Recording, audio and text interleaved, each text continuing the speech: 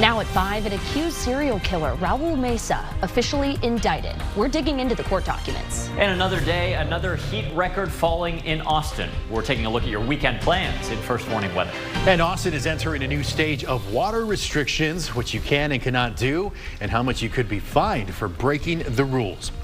But first, new details this afternoon in the case of an alleged Austin serial killer. Thanks for joining us. I'm Daniel Marin. I'm Avery Travis. A grand jury has officially indicted 62-year-old Raul Mesa in the 2019 death of his neighbor and in the case of another man this May. KXAN's Brianna Hollis tells us what new court records reveal about those killings. A grand jury returned 3 indictments on Mesa related to the death of 65-year-old Gloria Lofton and 80-year-old Jesse Fraga. He now officially faces both murder and capital charges in Lofton's 2019 death. The two used to live near each other on Sarah Drive in East Austin. A new detail outlined in this week's indictment: Mesa allegedly strangled Lofton while sexually assaulting her. The indictment related to Fraga's death from earlier this year states Mesa strangled him as well, in addition to cutting and stabbing him. Now, in 2020, DNA obtained from Gloria Lofton's rape kit test matched Mesa's DNA, but police didn't arrest him at that time. Tonight at 6, we'll have APD's response to the internal investigation launched into the handling of that DNA evidence. And when police arrested Mesa in May, they said he could be connected to 8 to 10 other cold cases. We'll have an update on that as well. From the Travis County Courthouse, Brianna Hollis, KXAN News. Bree, thanks so much for following it for us. Today, Attorney General Merrick Garland appointed a special counsel to investigate Hunter Biden, the president's son. As NBC's Drew Petromel reports, today's news conference came as a surprise. Speaking from the Justice Department, Attorney General Merrick Garland announcing the appointment of David Weiss as special counsel investigating the president's son, Hunter Biden. The appointment of Mr. Weiss reinforces for the American people the department's commitment to both independence and accountability in particularly sensitive matters. Weiss, a Trump-appointed U.S. attorney from Delaware, has been investigating Hunter Biden since 2019. The case took a dramatic turn last month when a plea deal involving tax and gun charges against Hunter Biden fell apart.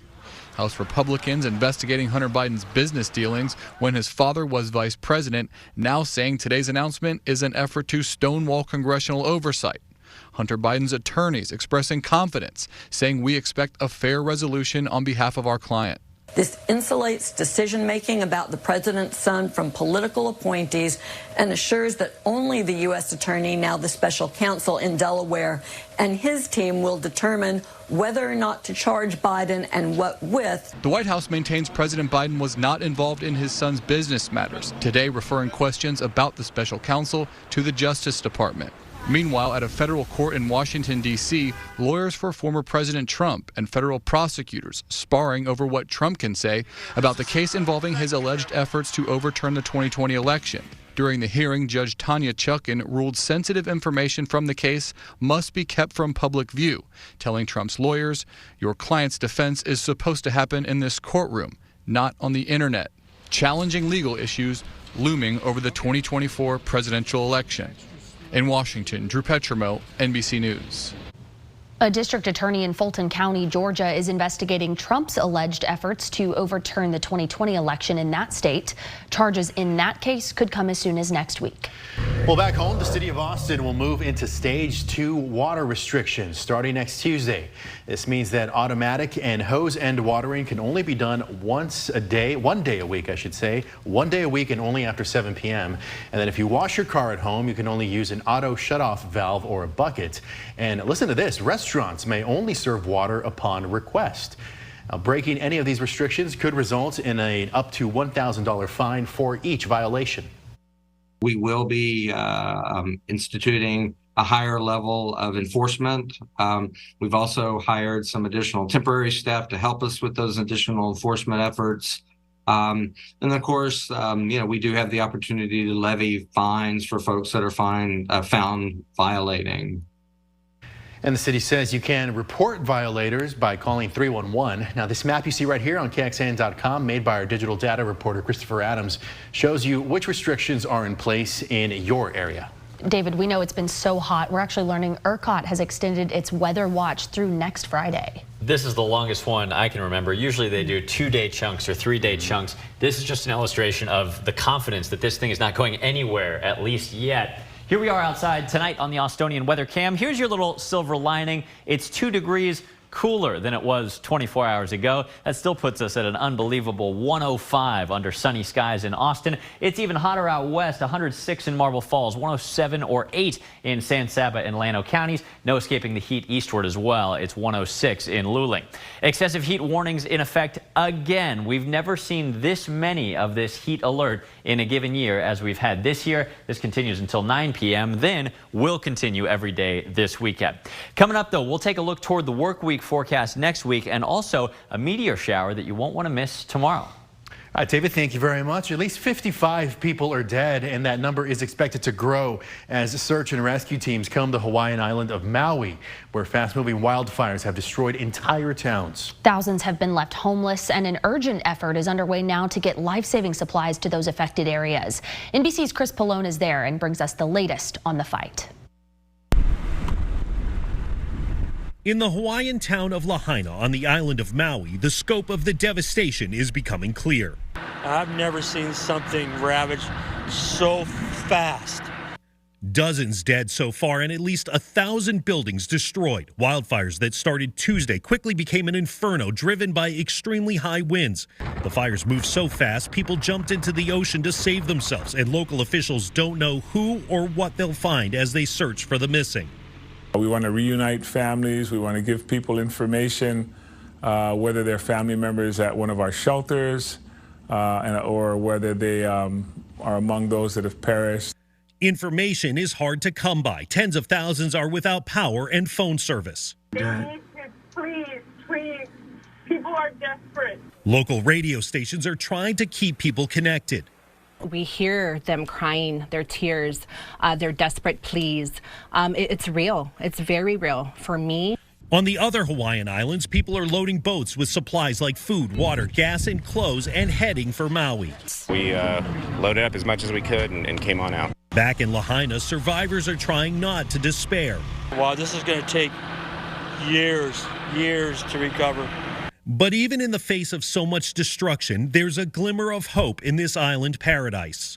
But I'm confident as a community and as coming together, we will rebuild, and that's certainly our intention. So much and so many lost in one of the worst natural disasters the state has ever endured.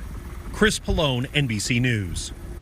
At least 6 wildfires are still burning on Maui, but firefighters have made progress in containing them. Coming up on NBC Nightly News, Lester Holt is talking to the governor of Hawaii about what he witnessed in the fire zone today and what's coming to help survivors. Well, new data from the Austin airport today, just how many passengers took to the sky in June. Plus, prisoners and officers taken to the hospital for heat-related illnesses. The push for the state to install air conditioning in these facilities. A crash. We're getting new data from the airport today. This June turned out to be the second busiest month at the airport ever. It's also the only the third month in history with more than 2 million passengers coming through. May 2022 still stands as the busiest month there on record. So far, more than 10 million passengers have been through the airport just this year. Well, you may be able to save some cash while shopping over the next few days. It is tax-free weekend. It starts today and goes through Sunday. This gives families some help while preparing for the school year. You can save money on most clothing, footwear, school supplies, and backpacks under $100. Well, a stage 2 water restriction coming soon here in Austin because the lakes are dropping very quickly. The combined storage capacity of Travis and Buchanan down to 46%, about to cross over the threshold of below 900,000 acre feet. We'll have your weekend forecast and details on the Perseids meteor shower after this. KXAN. Temperatures are in the triple digits outside. It's unacceptable that it's hotter on the inside, where people are living, where we have custody of them and they've lost all rights. At least 20 people working and living inside Texas prisons were diagnosed with heat-related illnesses this summer. That's according to Texas Department of Criminal Justice records obtained by KXAN. KXAN investigator Kelly Wiley reports it comes as lawmakers and families fight for the state to put air conditioning in prisons. Dozens of corrections officers and prisoners rushed to the hospital after getting sick from the heat. New records obtained by KXAN show this summer and last summer, TDCJ officials documented at least 36 times where TDCJ workers, corrections officers, and inmates were diagnosed with heat-related illnesses. This is preventable. This is preventable. In one report, TDCJ officials found a corrections officer unresponsive inside the living area of a Texas unit. Paramedics came and took him to the Huntsville Memorial Hospital. It was 90 degrees outside. Texas Representative Carl Sherman is one of many House lawmakers pushing for more air conditioning in Texas prisons. It's not humane for our public safety officers who risk their lives working in these conditions every day, going up and down these stairs, in some cases 4 stories, in a metal building in the housing unit. This is about decency and humanity. In recent months, lawmakers and families have been sounding the alarm about the problem. This is a state of emergency, people. It's too late for my son, but it's not too late for change. Most TDCJ units either have partial air conditioning or no air conditioning at all, but the agency maintains that they have had no heat-related deaths. This is a humanity issue, and as Nelson Mandela said, you don't judge a nation by how it treats the upper echelon, you judge a nation by how it treats those that are incarcerated in the custody of the government. As Kelly Wiley reporting, the incidents didn't just happen inside of the facilities. At least 7 reports from the summer of 2022 detail corrections officers getting sick from the heat during the search for escaped inmate and accused killer Gonzalo Lopez in Centerville. The Texas Department of Criminal Justice answered several of our questions for this report, but has not yet agreed to our request for an interview or provided comment. Now, efforts to put air conditioning in prisons came up in the 2021 legislative session and again this year. It failed both times.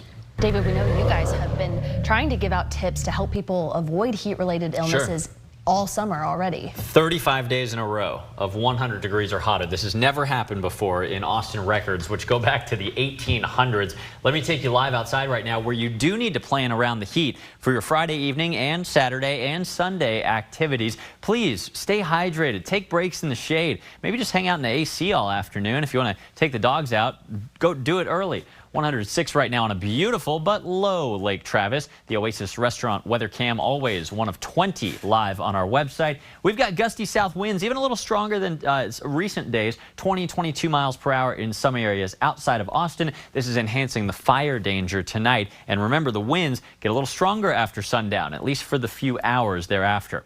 So the red flag warning continues for dangerous fire conditions, not only until 6 or 7 p.m., but until 11 o'clock tonight.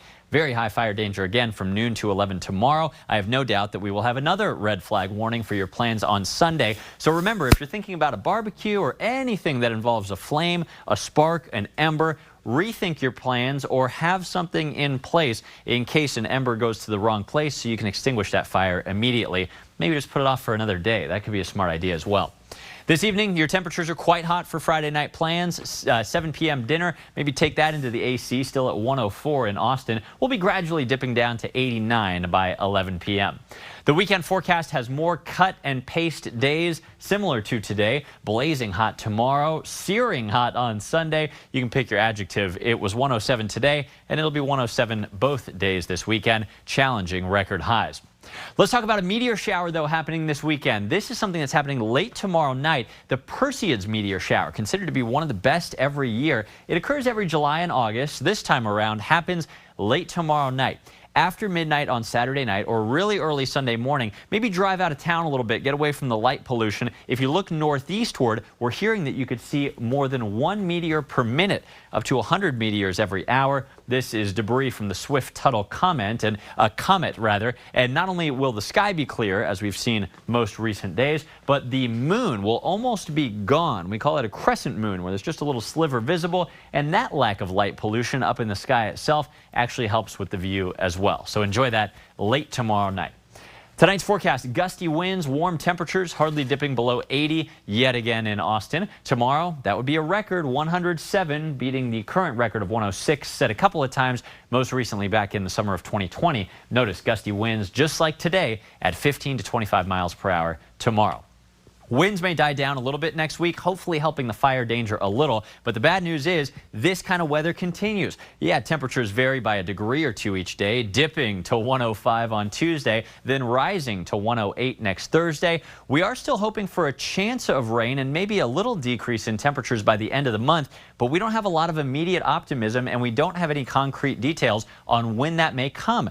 8 to 14-day outlooks are looking pretty pessimistic, with more triple digits through much of the period, August 19th to 25th, and slightly drier than normal weather possible during that time as well.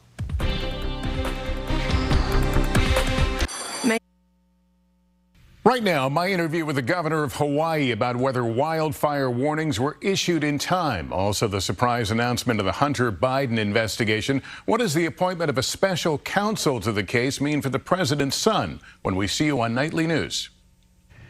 2 evacuation centers are now open in Lockhart as a grass fire continues to burn out of control there. This is in Caldwell County near State Highway 130, just southwest of Lockhart. This is called the Boggy Creek Fire. It's burned at least 300 acres and is 25% contained. The evacuation centers are set up at Lockhart Junior High School and the First Baptist Connections Center. Starflight is helping to try and put out these flames. Austin police have arrested 2 teenagers in connection with a homicide Monday. Just before 2:30 in the afternoon, someone dropped Gregory O'Rourke off at St. David's South Austin Medical Center. He'd been shot. He died at the hospital. Police believe the shooting happened on Friedrich Lane in South Austin. Police say 17-year-old Christian Alba and a juvenile shot O'Rourke during a robbery. Both Alba and the juvenile are behind bars facing capital murder charges. And 60-year-old Jorge Flores Duran has been arrested for a homicide on Tuesday night.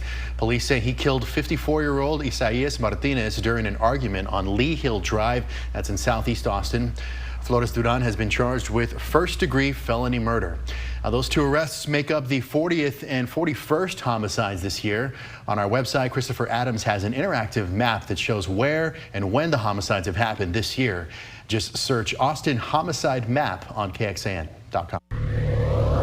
Ted Binion was a man of contradictions, a good old boy who liked to hunt, but also collected art, who drank whiskey straight up, but at times smoked heroin, who drove a battered old pickup truck but gave Sandy a shiny new Mercedes.